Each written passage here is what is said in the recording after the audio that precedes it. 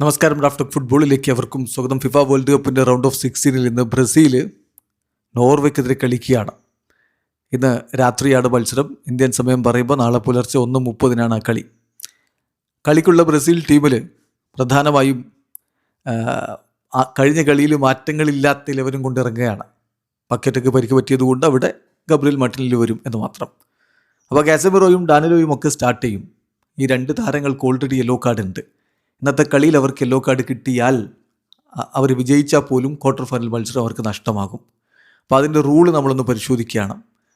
അപ്പോൾ അങ്ങനെ വന്നാൽ ക്വാർട്ടർ ഫൈനലിൽ ബ്രസീലിന് വലിയ തിരിച്ചടിയാവും. കാരണം ആഞ്ചലോട്ടിയുടെ വിശ്വസ്തരാണ് ഈ രണ്ട് താരങ്ങളും. അപ്പോൾ ഫോർമേഷനും കാര്യങ്ങളൊക്കെ മാറ്റേണ്ടി വരും. മുമ്പും ഇതുപോലെ ബ്രസീലിന് അനാവശ്യമായിട്ട് കാർഡ് വാങ്ങിയവർ പ്രധാന മത്സരങ്ങൾ കളിക്കാതെ പണി കിട്ടിയെന്ന് നിങ്ങൾക്ക് ഓർമ്മ ഉണ്ടാവും. അപ്പോൾ അത് സംഭവിക്കാതിരിക്കട്ടെ, അതാണ് ഇപ്പോൾ പറയാനുള്ളത്. എന്തായാലും ആശങ്ക ബ്രസീലിയൻ ക്യാമ്പിലുണ്ട്.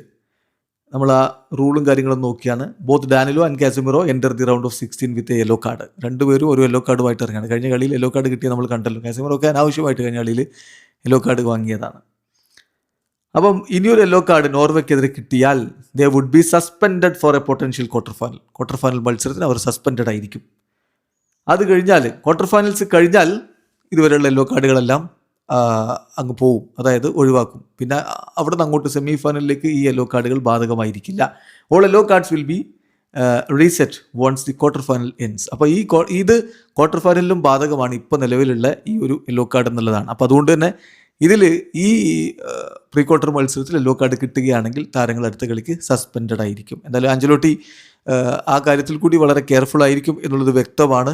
ഇത് ഇവരുടെ മൂവ്മെൻറ്റിനെ എത്രത്തോളം റെസ്ട്രിക്റ്റഡ് ആക്കും എന്നുള്ളതാണ് ഒരു ചോദ്യം. പ്രത്യേകിച്ച് ഡിഫൻസിലൊക്കെ ടാക്കിളും കാര്യങ്ങളൊക്കെ ചെയ്യുമ്പോൾ അത് കൃത്യമായിട്ട് മനസ്സിലുണ്ടാവുകയും ചെയ്യും. എന്തായാലും ബ്രസീലിനെ സംബന്ധിച്ചിടത്തോളം വിജയിക്കുക, മുന്നോട്ട് പോവുക എന്നത് മാത്രമാണ് ലക്ഷ്യമുള്ളത്. അതിനു വേണ്ടിയിട്ടുള്ള എല്ലാ ഒരുക്കങ്ങളും അവർ നടത്തി കഴിഞ്ഞിട്ടുണ്ട്. വീഡിയോ അവസാനിക്കുന്ന ഫുട്ബോൾ ലോകത്തെ കൂടുതൽ വിശേഷങ്ങളുമായി റഫ്ലക്സ് എത്താം.